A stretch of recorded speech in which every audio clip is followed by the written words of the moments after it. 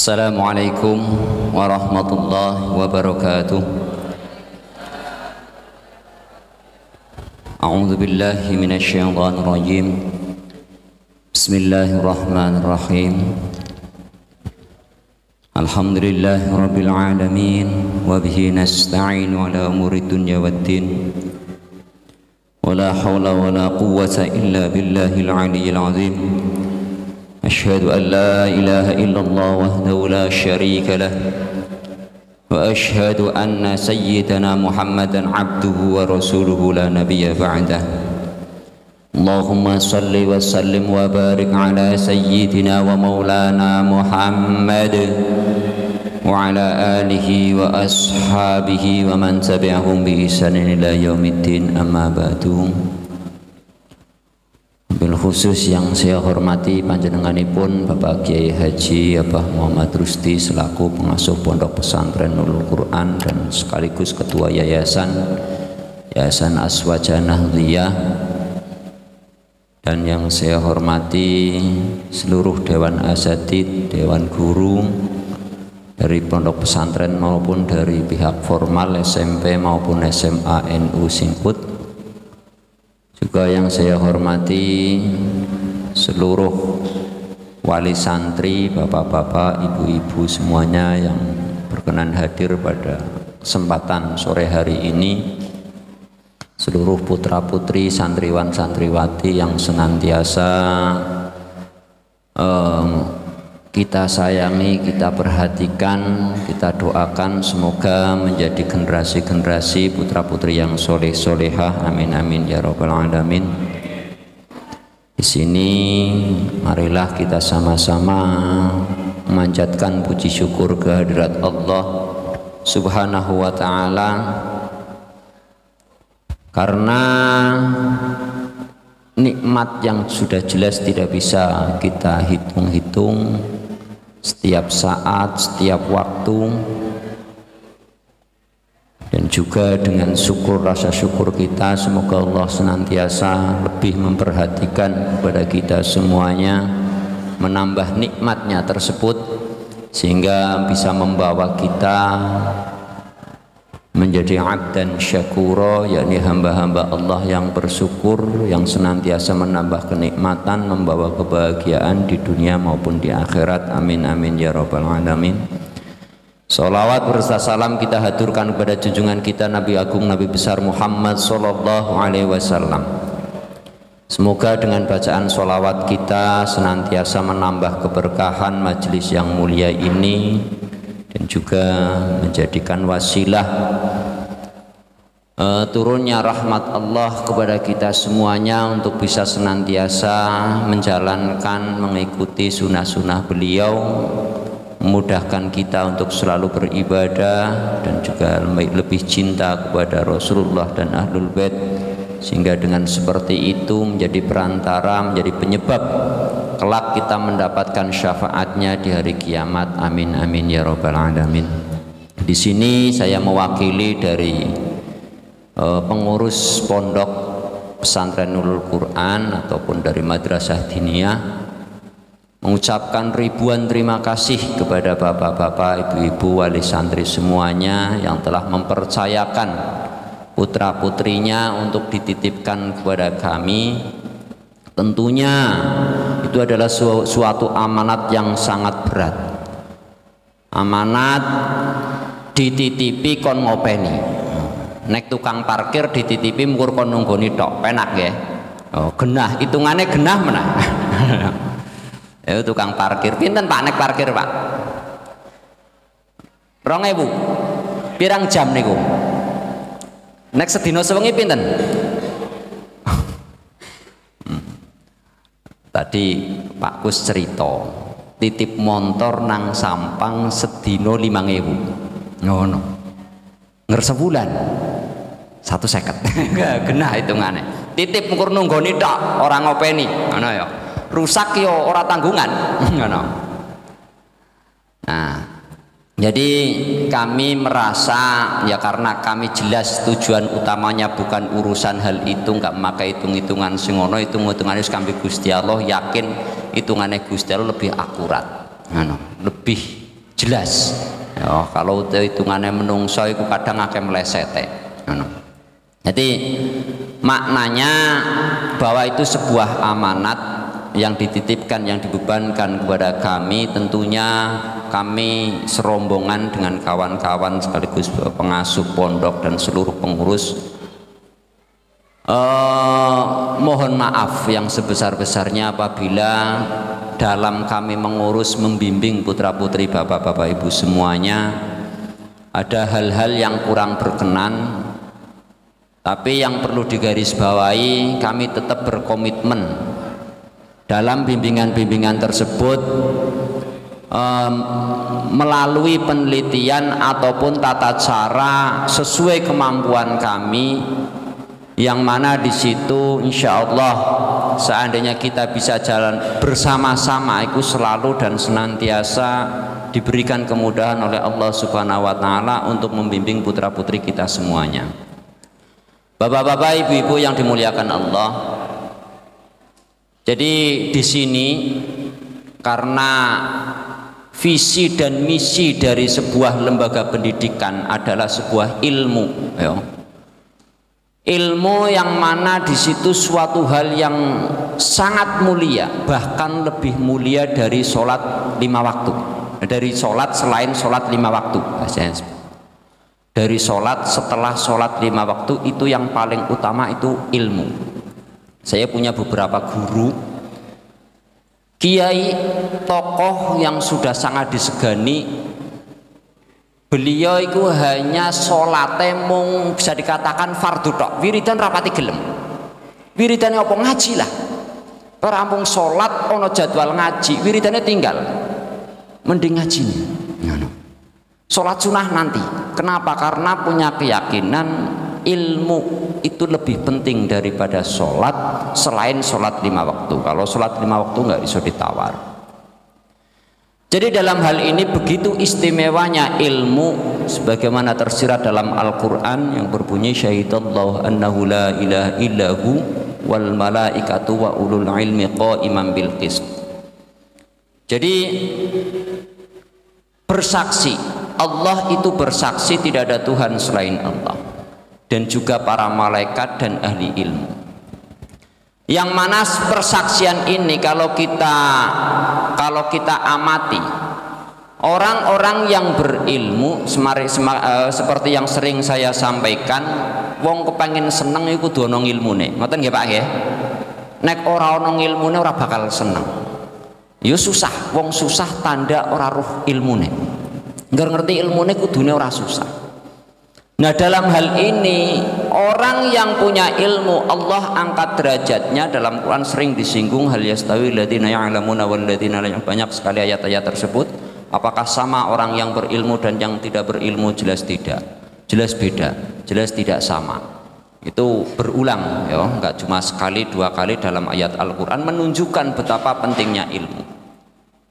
Maka dalam hal ini kita yang punya visi dan misi mengangkat atau nguri-uri bahasanya wong Jawa, memperhatikan ilmu, tentu punya harapan-harapan, bukan sebuah harapan kosong ya. Perlu kerja keras karena itu jelas perkara yang mulia. Perkara yang mulia tentu tantangannya enggak gampang ya. Tantangannya berat, sebagaimana Rasulullah kalau kita urusan dengan Al-Quran jelas itu termasuk hal yang sangat berat, sehingga disampaikan kaulan tsaqila atau sebuah ucapan-ucapan yang berat, yang berat diamalkan, berat diapalkan, berat dipahami, dan pokoknya berat, susah. Artinya berat itu menguras energi. Jadi dalam hal ini kami mohon kepada bapak-bapak, ibu-ibu semuanya. Jadi ketika kita memang benar seia sekata ingin menjunjung tinggi ilmu atau mencetak, membuat sebuah generasi putra-putri kita benar-benar berilmu yang kelak hidup di zamannya dengan penuh kemudahan, kebahagiaan, maka tentu harus punya jerih payah. Jadi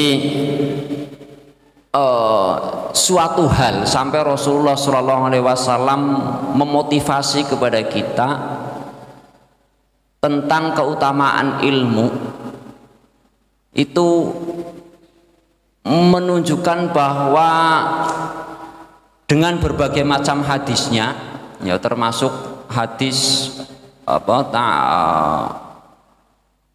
ta'allumul ilm, yang jelas setiap muslimin muslimat wajib untuk belajar. Nah, itu apa ya, bisa agak lupa. Dan banyak lagi ya tentang bahwa afdhalul alim minal abid kafadli ala sairi ashab ala adnakum, yang mana bahwa keutamaan orang yang berilmu itu sebagaimana keutamaan perbandingan seperti saya, kata Nabi, dan juga dengan sahabat yang terendah derajatnya, tapi sahabat. Yang jelas terlalu banyak ya hadis-hadis yang Rasulullah SAW sampaikan untuk motivasi ilmu, seperti man salaka thariqan yaltamisu bi ilman sahalallahu lahu thariqan ilal jannah. Barang siapa yang melampaui sebuah jalan proses usaha yang di situ dia tujuannya adalah muri-uri ngopeni ilmu, tentu orang-orang tersebut dimudahkan jalannya untuk menuju surga.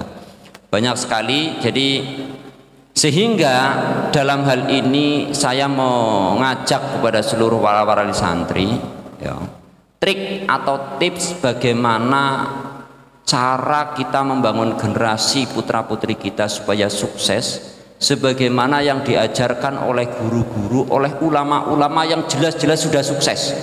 Bukan coro aku itu urung tentu sukses ya, tapi kalau coro ulama yang sudah sukses itu banyak contoh-contohnya.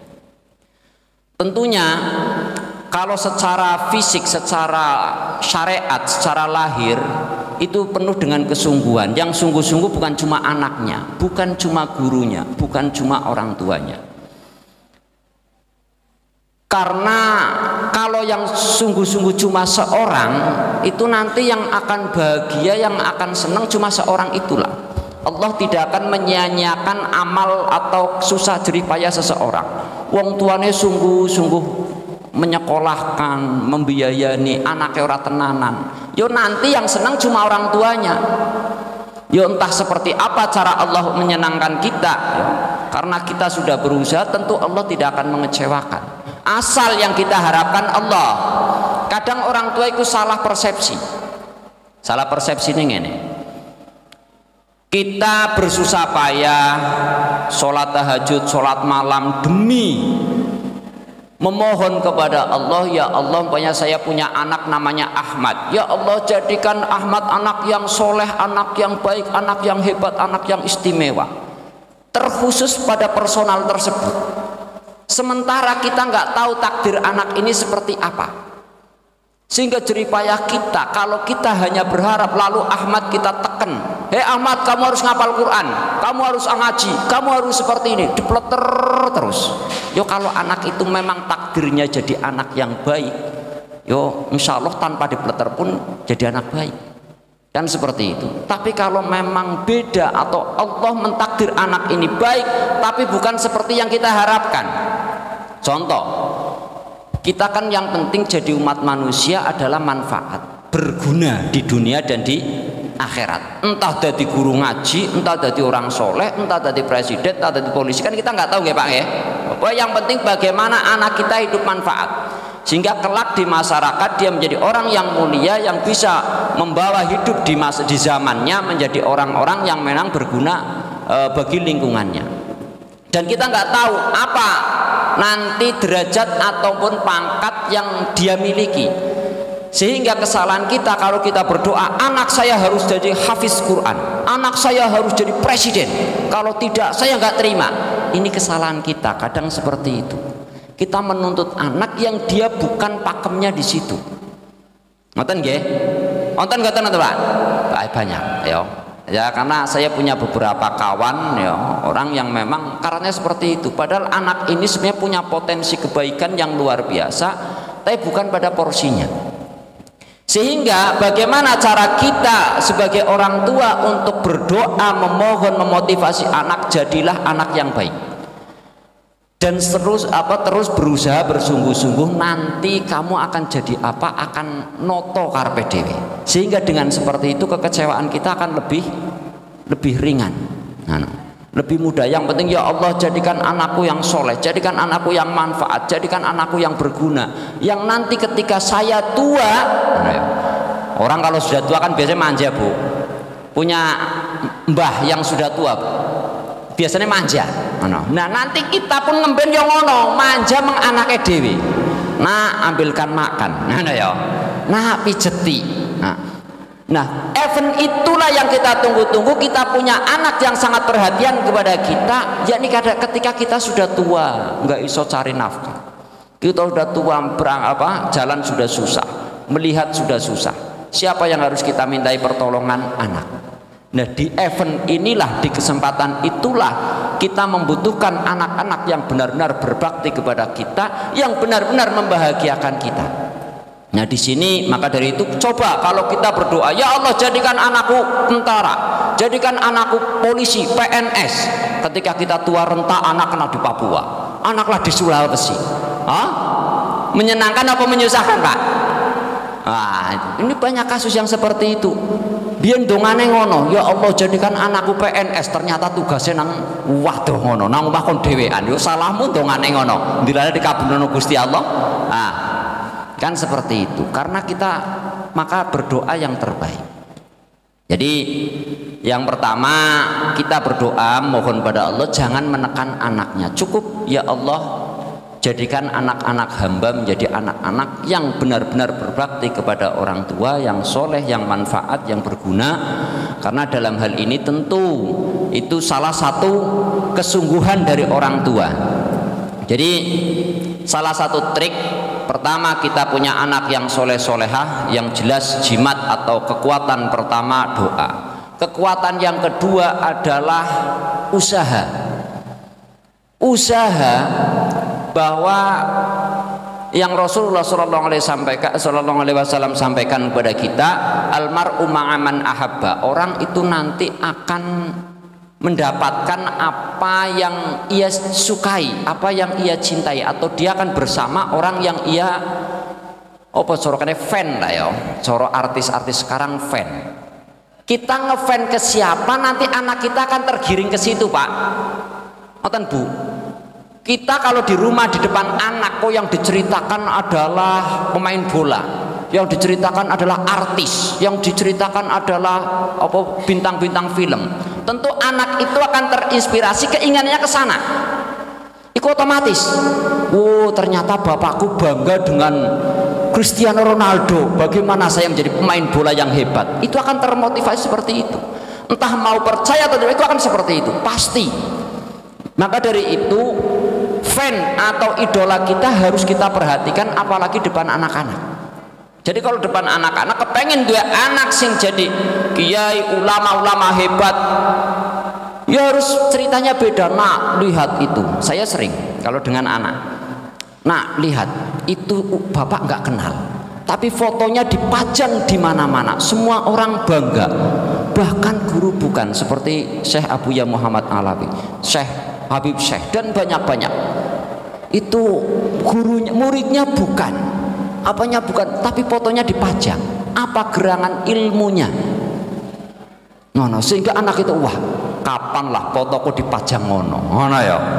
Sehingga ternyata orang tua kita itu senang dengan kiai, dengan ulama. Itu salah satu usaha pertama yang harus kita lakukan. Ceritakan di depan putra-putri kita bahwa fan idola kita adalah ulama, kalau memang putra-putri kita ingin menjadi seorang orang yang ahli ilmu. Tapi kalau yang kita ceritakan artis, bahkan kambi anaknya kadang anaknya cerita sinetron nyampe guayeng ngoten ya Bu ya Bu, cerita film nyampe wah selupa, kadang masak nyampe lali. Ya udah, anaknya nanti akan fannya ke sana, idolanya akan seperti itu, yang terinspirasi di otaknya. Maka di sini penting kita dalam berusaha. Jadi pertama doa, yang kedua adalah fan ya, idola kita, dan yang ketiga ketika kita sudah mencintai ilmu, salah satunya yang harus kita perhatikan juga ahli-ahli ilmu. Enggak, dan selesai ya.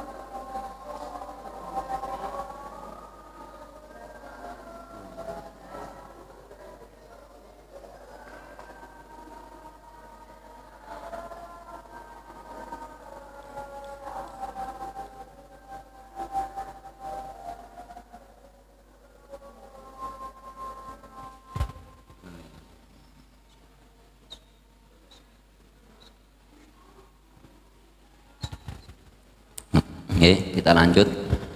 Jadi yang kedua, kita senang pada ahli ilmu atau ngefan yang sampai diceritakan pada putra putri kita. Nah selanjutnya bukti, karena namanya seneng itu harus dibuktikan, harus memuliakan. Senengnya bukan seneng nafsu, bukan seneng seperti anak-anak muda, yakni senengnya seneng memuliakan. Maka dalam hal ini kita dalam sisi cinta atau memuliakan ilmu atau ahli ilmu, di situ adalah sampai Rasulullah sering sekali mengingatkan kepada kita tentang perintah-perintah Rasul, bagaimana tentang akrimul ulama. Bagaimana sabdanya, akrimul ulama fa innahum ibadullahil kurama al mukramun. Muliakanlah para ulama-ulama tersebut karena mereka itu adalah hamba-hamba Allah yang memang dimuliakan oleh Allah. Allah begitu bangga, begitu pede pada Nabi Adam alaihissalam karena beliau ketika setelah diciptakan diberi ilmu. Wa 'allama Adam al-asma'a kullaha al-ayah. Di situ bagaimana Allah memamerkan sosok Nabi Adam, orang tua kita, tentang keunggulan beliau di atas para malaikat dalam sisi ilmu pengetahuan. Maka dalam hal ini kita ketika ingin punya putra putri yang ahli ilmu, tentu kita harus memuliakan ahli ilmu. Kalau orang-orang ahli ilmu tidak kita muliakan, itu menjadi contoh pada putra putri kita, menjadi sebuah hal yang terkesan kurang baik. Kita contohkan, saya contohkan seperti ini. Kalau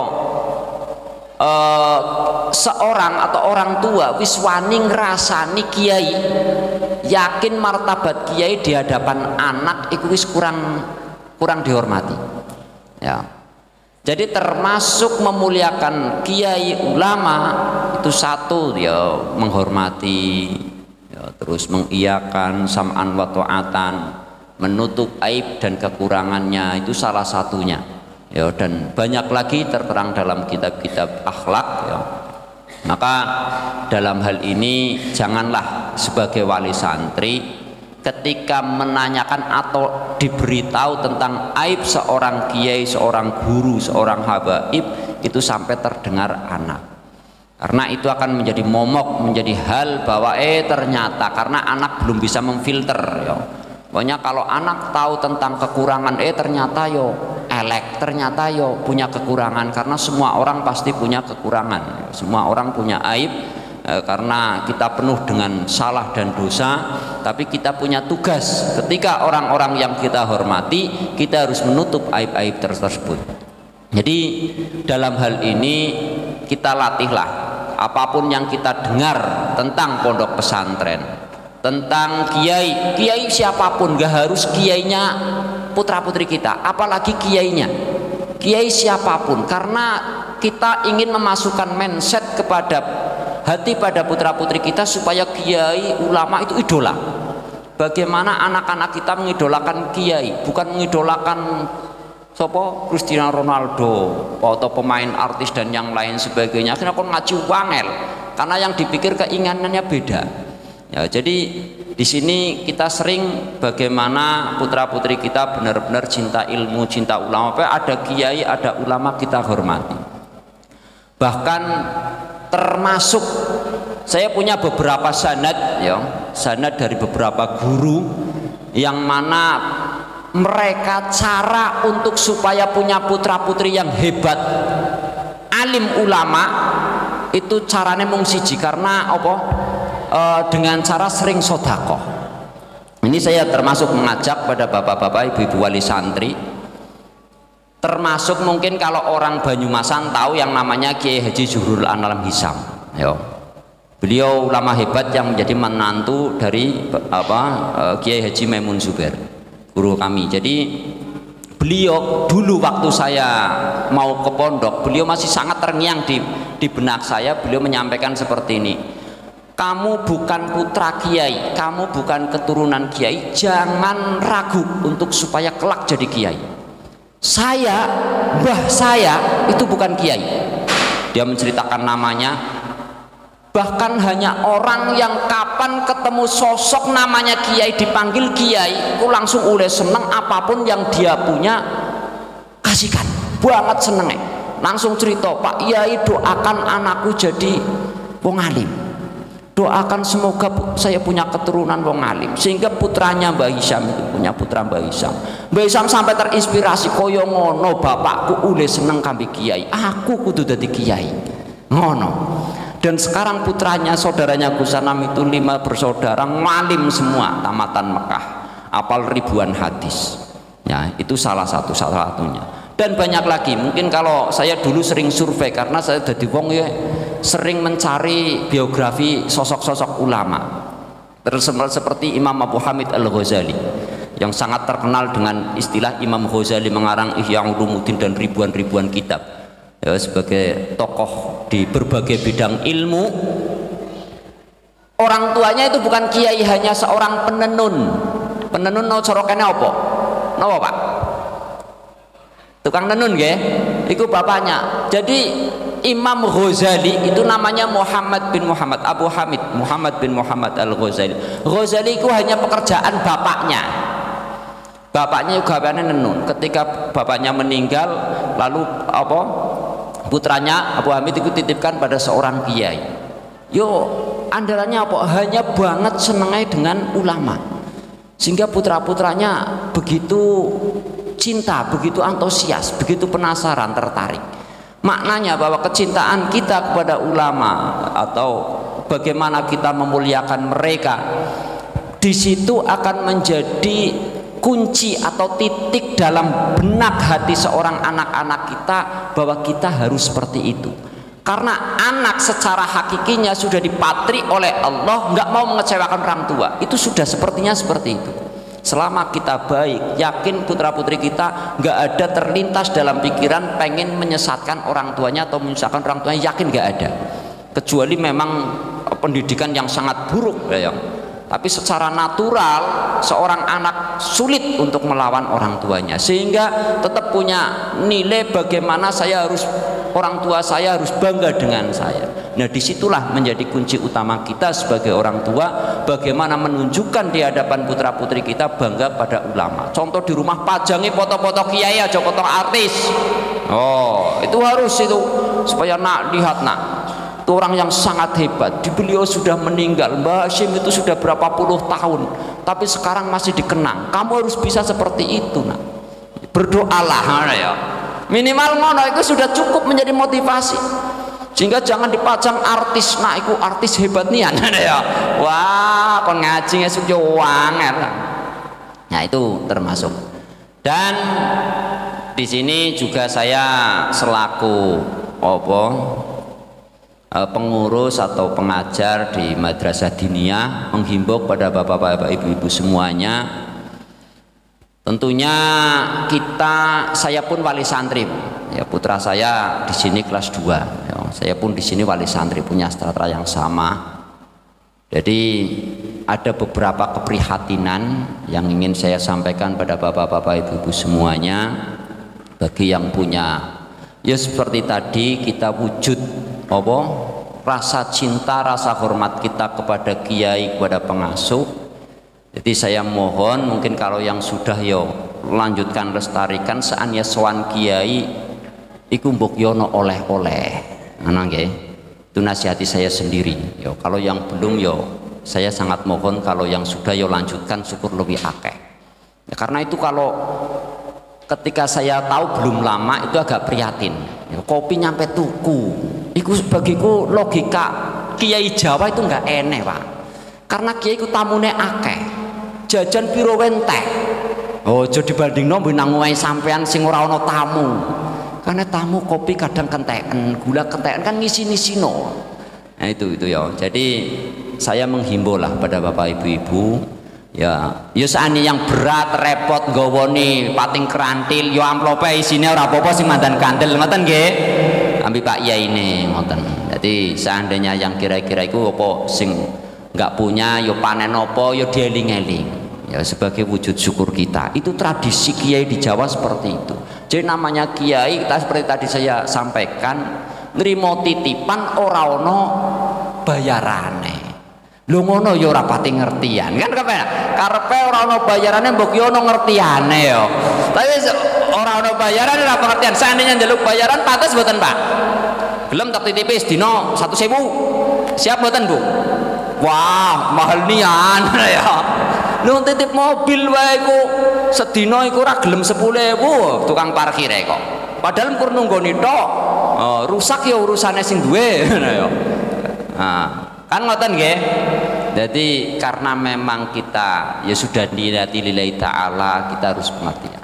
Itu yang saya harapkan punya pada pribadi saya sendiri, umumnya bahwa semuanya yang punya aturan ya maknanya ya syukur apapun, yakin ketika yang diinfakkan kepada seorang yang yakin uang kita dibelanjakan ke yang baik, yakin itu baik. Maknanya seperti ini Pak, kita punya uang 1 juta, kita bingung ini mau kebelanjakan kemana yang kira-kira nanti jelas bagus. Nah kita nggak tahu, titipkan saja pada kiai, Pak Kiai saya punya uang 1 juta, belanjakanlah sekira itu jelas halal, jelas baik. Kalau kita yang belanja untuk beli rokok, untuk beli apa kan agak semu. Ini pahala kira-kira saya bantu penjual rokok itu ibadah atau bukan? Kan gitu ya. Hakikatnya kita jual beli itu loh sebenarnya itu sarana ibadah Pak. Kalau kita niatnya benar, itu bedanya orang yang berilmu dan yang tidak. Ada orang jualan cilok di depan, kita tahu kalau yang jualan cilok dia ahli ibadah atau dia sedang nafkahi anak di pondok, otomatis kita beli cilok sama saja infak pada orang tersebut. Ngoten mboten Pak? Ngoten nggih? Nah, kalau orang yang punya jiwa ilmu kiai itu akan berpikir ke situ Pak. Sehingga uangnya saya mending beli dia nanti untuk biaya anaknya, untuk dia nanti masuknya ke jalan ibadah. Nggak mikir asal murah. Kadang kita wah murah, tapi kepada orang yang memang hasilnya itu untuk nggak jelas. Ya, itu pentingnya. Jadi kita menghimbau ya, terutama saya sendiri ya, menghimbau pada pribadi saya sendiri, punya pada bapak ibu semuanya. Mungkin kalau saya dalil yang lebih ekstrim ya, so dalam taklimul muta'alim ya berbunyi ahaqul haqqi ayyuhda ilai karomatan bitaklimi harfin wahidin alfu dirhami. Sesungguh-sungguhnya yang benar-benar hak untuk memuliakan seorang guru dengan mengajar 1 huruf itu dibayar dengan 1000 dirham. Pinten 1000 dirham Pak? 1 dirham Arab itu sekitar 4.000 sekian. Terus sekarang sehuruf 1000 dirham berarti 4 juta. Kira-kira cukup duitnya sampean ngebayari Pak? Ora cukup, entek ora cukup. Makanya ya untungnya kok kiai ini ora pati hitung-hitungan. Terus seandainya ono hitung-hitungannya sidik ya wajar wong jeneng wong duwe butuh. Tamune luwih akeh. Wong wis dadi label kiai undangane lho tiap dina, Pak. Ya sampean iku ora pati ketok wong ya undangan ya sithik-sithik. Harus ngomong kiai ki undangan retep. Ya suwe-suwe mikir anggar wong wis kepleter iku. Suwe tetep mikir waduh, anggar wis mikir ngono mulang anak ora pati konsentrasi lah putra-putri sampean akhir ora pati kewulang karena nang pikiran duit wae ngono ya. Dadi carane Kang Pali santri ngrewangi. Ngoten nggih? Ikhlas nggih umpamane dibiasakan ngoten nggih. Bisa ikhlas kudu iku. Mane kudu iku yo. Karena saya punya pengalaman di Asalamah dulu. Saya ngajar di Asalamah, kalau di Asalamah seelek-elek wali santri sing mandan bilung-bilung iku tetep nang dalem mandan numpuk wakeh ngono ya. Memang kena agak sithik. Aneh apa? Kurang sing ora dereng pernah di apa sukani masukan ngoten. Dereng, Pak. Jadi nggih niku lah, kula nyuwun pada bapak-bapak ibu wali santri nggih sami-sami wis pokoke contoh umpamane ngasih anak jajan sambel apa Pak biasanya? Untuk Sambel tempe umpamane yo sisihkan kiainya kasih apa ngono aja anake tok iku jan komentolo men ana ya iki bagiku iku nang logika kok aneh sing didelem Quran anake tok lho anger kiyaine untung kiyaine sugih anger kiyaine melarat saya punya beberapa kiai rata-rata melarat mobil ora duwe wong mangan iku susah dadi nek ana wong tua ngirim ngono kiyaine mung ngecas kira-kira tegel mboten Pak ya ora tegel ya Allah ini jangan dibiasakan itu kayak saya sering terharu ya untungnya semoga-moga apa Abah Rusdi sekeluarga senantiasa dimudahkan urusan ekonominya ya sehingga hal-hal ngono ora dadi problem ngono tapi seandainya ngerti kiai Jawa Tengah kan rata-rata pas-pasan beda kiai Jawa Timur Bu kalau kiai Jawa Timur mewah-mewah kula aneh ngerti kiai Jawa Timur kok kiai mesti sugih tapi kiai kok Jawa Tengah serapati sugih iku duwe mobil iku lang untung-untungan ngono kiai Jawa Tengah yo entah iku mitose apa walau aklam tapi ngomong kiai Jawa Timur iku mesti sugih-sugih ya jadi itulah kita sebagai ketika kita ngasih ketika kita infak pada kiai pada ulama wujudkan itu sebagai ikram ya bukan sebagai apa bahasanya ya koyo bos mengkaryawane kaya tukang parkir iku mau yo jangan ngono yo tetap itu pemberian kita sedekah kepada kiai pada ulama itu sebagai memuliakan wujud cinta atau wujud seneng kita kepada para kiai itu penting yo jadi kami mohon karena memang dalam kita mencetak generasi tentu perlu jerih payah karena seperti ini mungkin bapak-bapak yang pernah mondok itu sering dengar nek anak kiai itu rata-rata jadi kiai walaupun rapati pinter Gus seronang Jawa Gus walaupun kurang begitu ngajinya pas-pasan tapi ngesuk jadi kiai yang alim apa sebabnya wong tuane iku tenanan sehingga ora kecewa lha kira-kira sampean tenanan mboten anake ora pati tenanan terus wong tuan rapati tenanan suka hasilnya yo pas-pasan masalah apa yo ngerat tenanan yo hasilnya seperti itu siapa yang sungguh-sungguh dia nggak akan kecewa logikanya kan seperti itu kalau kita sebagai orang tua bersungguh-sungguh berdoa berusaha apapun dengan tata cara yang benar insya Allah Allah tidak akan mengecewakan sehingga sebodoh-bodohnya anak kita walaupun nang pondok ngaji wangel kita riado itu insya Allah ketika pulang nggak mengecewakan kita alhamdulillah akan selalu kita senang dari segala amal kita tapi kalau kita sudah nggak jelas anaknya nggak jelas yo hasilnya yo nggak jelas jadi itu penting syukur kalau dua-duanya semangat dua-duanya baik insya Allah baik itu banyak sekali kalau saya uraikan biografi catatan yang menjadi motivasi dari berbagai cerita para guru ya, yang mana mereka sebenarnya latar belakangnya hanyalah orang awam tapi punya putra putri yang sangat luar biasa tentu di situ ada usaha jerih payah yang perlu kita contoh yang perlu kita tiru yang minimal rasa cinta atau rasa bangga ya idola kita mengidolakan para ulama-ulama di hadapan putra-putri kita dan yang paling penting jangan sampai kita mencela kiai atau orang pembawa ilmu saya paling benci paling nggak suka dalam telinga saya paling semrawut ono wong ngomong ono kiai kok ngapusi iki ucapan sangat mungkar bagiku kenapa wis label kiai gurine ngapusi ojo sebut kiai ning apa wis pokoke fathur ngapusi ngono mandan pantes Pak kiai ngapusi iku bagiku sangat nggak nyaman sehingga bagi orang yang nggak dengar